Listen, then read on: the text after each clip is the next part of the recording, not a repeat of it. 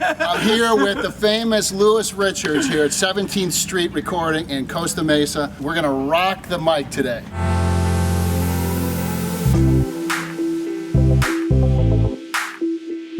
So I like to put a little sage water on to kind of get my mindset right. And sage is a purifying herb that the Native Americans use. Anytime I perform or anytime I'm going to do something that I'm very focused on and that I want success with, I bring and create an altar.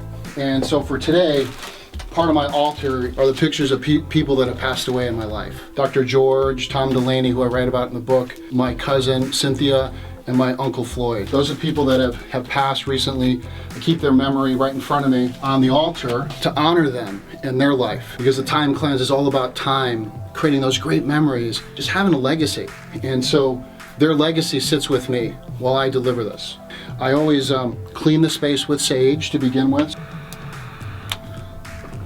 Wave it around just to let go of the energies that people bring into different spaces. I set my intention to deliver the best message today from my heart while I record this audiobook. No matter what I do, I want the intention coming from my heart to help people really connect to what's most important to them. So before I record, no matter if it's hypnosis or in this book, it's important to warm up your voice. And I had really the pleasure and honor to be trained by Joseph Arthur. He is what I would say the top expert in the use of your voice, one of the top experts in the world. I use Joseph's warm-up exercise no matter what I do, getting ready to perform on stage or do my recording sessions here. So I do one thing that's a little different. So I've warmed up my voice, but in honor of my boxing coach and Tom Delaney, I like to do a little shadow boxing. Now, just like you warm up your voice, this is something that I've added to the technique. I always do this next technique to get my body aligned. It's actually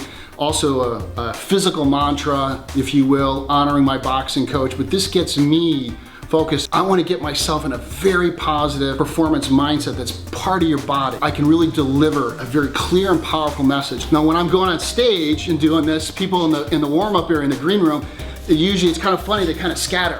Everyone all of a sudden is gone. They're like, what's that guy doing? Put my hand on my heart. Just be grateful. Now I'm ready. Yeah, it's just a dry, clean delivery. Ask yourself this question. What is most important to me in my life? Use these values as a starting point and determine the top 10 that are most important to you. That was clean. Good Okay. job. That's it. Just keep it like that the whole time. Okay. And we are G. You need more water? I'm good. I'm gonna drink some here. Okay, cool. Louis is a fantastic coach. Thank you, sir. Review your values list and ask yourself the following questions. Number 1, are my values aligned to whom I need to be to have what I want in my life?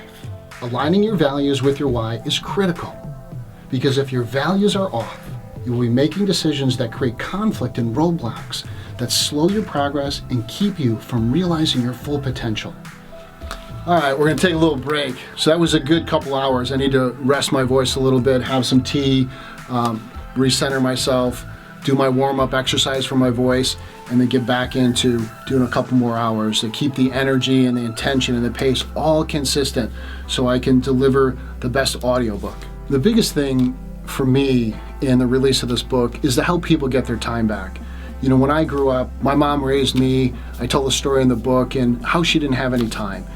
And that's always stuck with me, and it's always bothered me that there was just never enough time, and she didn't have the tools to maximize her time. She didn't have the time to really take care of herself because there was just never enough time. And so for me, it's to give people the tools, especially single moms, but everyone, the tools to reclaim their wasted time that's being stolen from them, and then actually have the time that they get back to invest in what really matters, their family, their passions, to have time to be in a place where they can create great memories that become their legacy.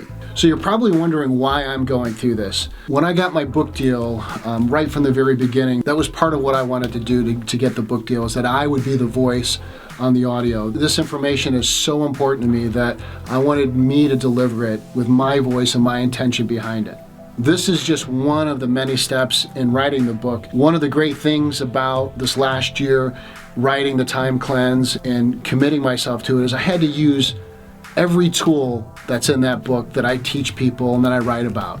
And one of the things was really shutting out any distractions, anything that was toxic, and being very focused and intentional, getting up early, shutting off my phone, any notifications on any of my gear. So I was very focused, working for basically an hour, taking a break, multiple intervals of that, to maximize my performance and productivity, to really get the most out of every day.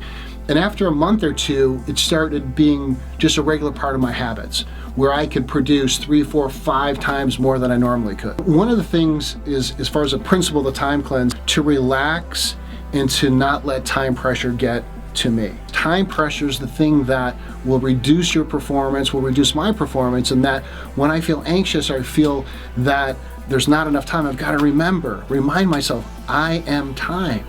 And as soon as I do that, time pressure goes away. All right, I'm going to get back to it and knock out a couple more chapters.